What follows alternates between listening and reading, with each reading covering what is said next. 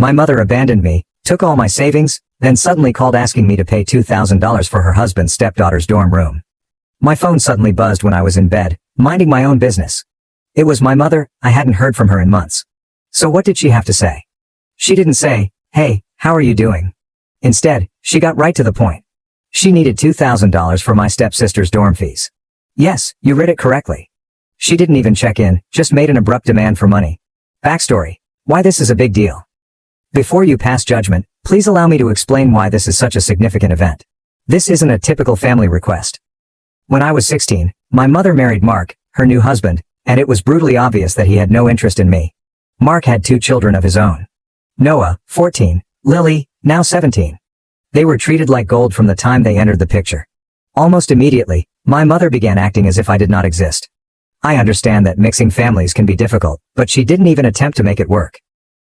The stolen college fund. When I graduated from high school, my grandparents graciously gave me $22,000 to help with my future. It was the first time I had truly felt free. On top of that, I had saved another $2,000 from my part-time work, giving me a $24,000 cushion for college or whatever came next. Then, one day, I looked into my bank account. Every single cent was gone. I confronted my mother, convinced that it must have been an error. She was still a co-owner of my account because I hadn't transferred it over yet. She looked me straight in the eyes, without a sign of guilt, and said she had taken everything. Her reason? It was my punishment for not respecting her new husband and their children. Or, at the very least, some ambiguous crap she cooked up on the moment. I lost it. She had treated my future as if it were nothing. That money was for college, my life, and she just took it. So I did the only sensible thing. I packed my bags and moved in with my grandparents, the only people who seemed to be concerned about what I was going through. What happens after that? I seldom spoke with my mother. Years later, she crawls back, move forward a few years. I just graduated college and am still trying to figure out my life. My mother called unexpectedly. Why? To ask for $2,000 to help Lily pay for her private dorm room. It appears that living with a roommate would be too difficult for her. Seriously. What 17-year-old wants a private dorm room? What happened to just coping with your roommate like everyone else? I did not even hesitate. No way. Not happening. The guilt trip begins. And how did she respond? No is not something you can say. We are family. Are you really going to refuse to help? She seldom asked how I was doing. We hadn't spoken in months, yet she treated me like I was some kind of ATM, just useful for money. I went straight to the monetary request, as if I owed her something. I simply hung up. I wasn't going to suffer through another guilt trip. The entitlement is unreal, to be honest. The entitlement shocks, but does not surprise me. This is not the first time she has done anything like this. I could have easily gone unnoticed after Mark entered the picture. She went above and beyond for him and his children, whilst I was there. Growing up, she wasn't always this way. But the moment she married him, it was as if I did not exist. She stopped asking how I was doing, stopped attending my school events, and stopped loving. She neglected to invite me over for Christmas after I had already moved in with my grandparents. However, guess what? She faxed the card. I hope you are doing well, Mom. Love is what it is. Nothing like we miss you or sorry for everything, just a simple card. Her interests were looks rather than true motherhood. Now she has the audacity to call out of nowhere and ask me to finance the dorm fees for her stepdaughter. After everything she's put me through? Not sure, not likely. To be honest, it's quite depressing. I owe them nothing after she stole my savings, left me to fend for myself, and prioritized her new family. I once wanted to be in a relationship with her. I tried to contact you back then, hoping we might work things out. Still, every time, it felt like I was talking to a brick wall. Her new family occupied her so much that she had no time for me. Despite our years of silence, she suddenly expects me to hand up $2,000 as if we're close. It's annoying, but I suppose I shouldn't be shocked. Some folks don't change. They simply take and take, claiming ownership over whatever you have. But I have learned my lesson. I'm no longer that defenseless child, letting her walk all over me. I've moved on, started my own life, and I'm not going to let her guilt trip me into paying for anything. Following that call, I blocked her from everything, and, to be honest, it feels as if a huge weight has been lifted. I cannot live with such negativity in my life. She will find out quickly if she tries to contact me again. I am done being courteous. After hanging up with my mother, I understood that was it. I had made myself very plain. Error. A few days later, I was just lying around, trying to enjoy my weekend, when my phone called. It was her once again. I almost disregarded it. What positive outcome may this have? But something piqued my interest, perhaps the faint hope that she had returned, ready for a normal chat. She hadn't. With a note of smugness, she remarked, "Listen, I talked to Mark, and we came up with a new arrangement." I could almost see her patting herself on the back, as if she were about to provide me with excellent service. She went on. "Lily definitely needs a private dorm room since sharing with others would make her uncomfortable. She apparently can only deal with shared toilets and roommates. Their great scheme? Lily would receive a lovely 2-bedroom apartment with her own bathroom. And who would they like to help fund the cost? Exactly, me. What is the total for the semester? $3,800. They said I should donate $1,000 per month. For a stepsister who hardly remembers me? They asked me to pay $1,000 a month for a room I would never visit. It was so ridiculous, I almost laughed. I asked her directly, "Why is this my problem?" She immediately went into full guilt trip mode. "You never gave anything to this family. It's time you give back. You have to correct your errors." Whose mistakes? I have not even handled them in this manner. Then Mom yelled at me for living off my grandparents, as if I were a freeloader. First and foremost, my grandparents invited me to remain with them after everything I'd been through with her. They wanted to help me get back on my feet. Meanwhile, she has done far more for her real family than she has for me. In her perspective, I owe her for every little thing she has done for me. She kept underlining how much I owed them for not being a part of the family anymore, as if her driving me out was entirely my fault. She made me feel like I didn't belong, and now she's making me feel awful about leaving that mess behind. Yes. But no thanks. My rage was seething at this moment. But rather than allowing her to drag me down into this pit of guilt and manipulation, I asked her one thing. "When are you planning to pay me back the $44,000 you took from me in high school?" She flipped out the second I said it. She began screaming, calling me unappreciative and self-serving. "I did everything for you? And this is how you pay me back? Looking at the past and throwing it away? You never even recognized what I did for you," I replied plainly. "You never even apologized for stealing that money. You are the one who owes anything here." But she wasn't listening. She kept yelling about how I had abandoned the family and how my inaction was jeopardizing Lily's future.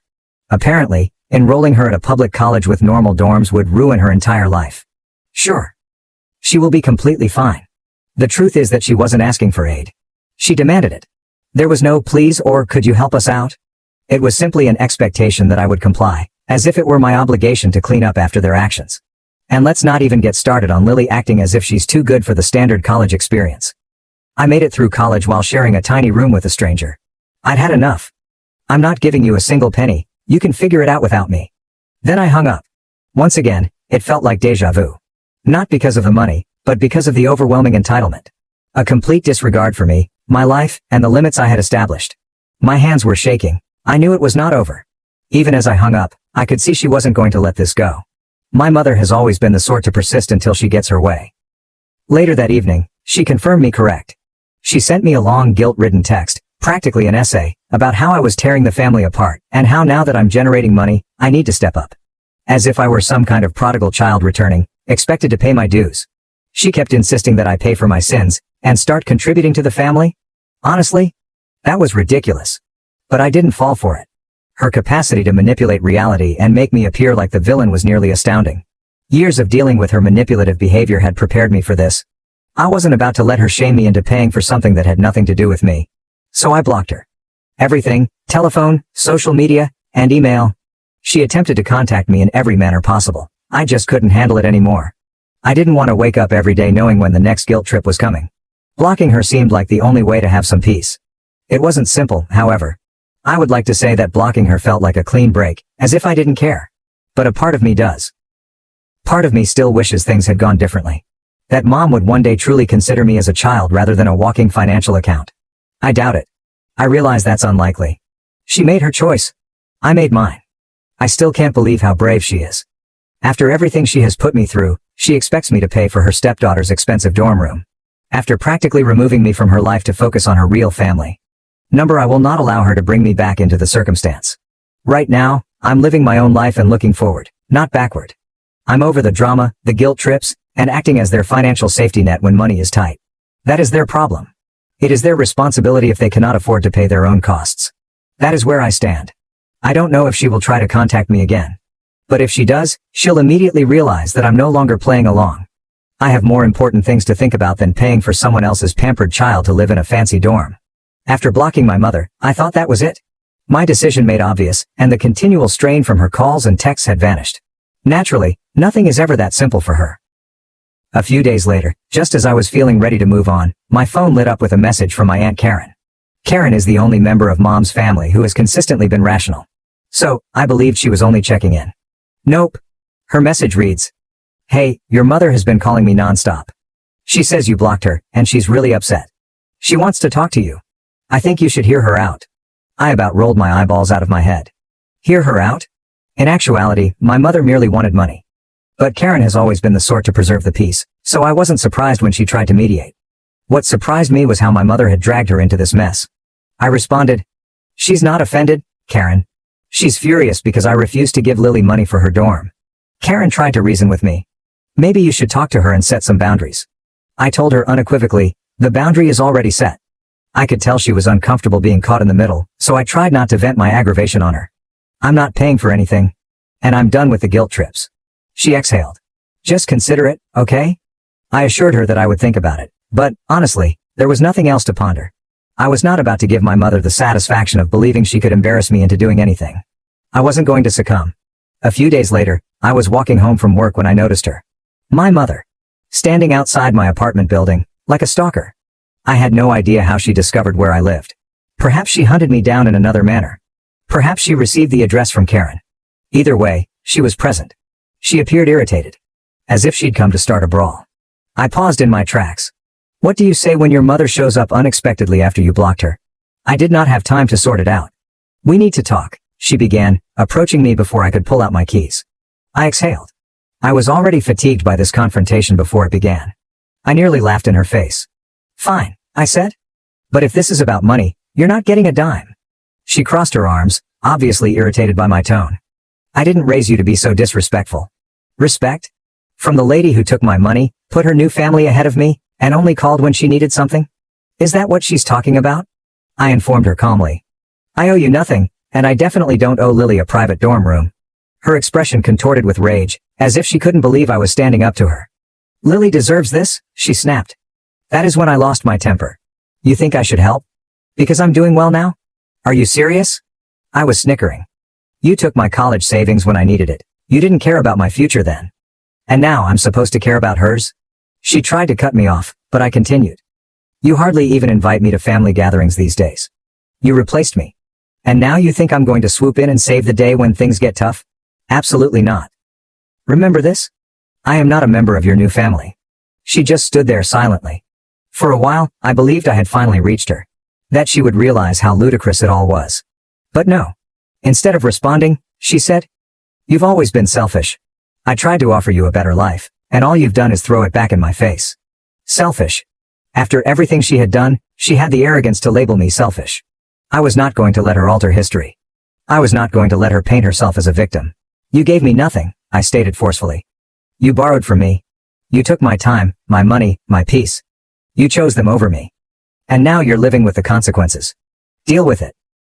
She moved closer, attempting to scare me. But I did not back down. Her voice was chilly. "You owe this family." "Lily owes you," I replied. "She is your daughter. Not mine." That was it. I owe them nothing. At that point, I realized that our relationship was beyond repair. It wasn't only about money. It was all about control.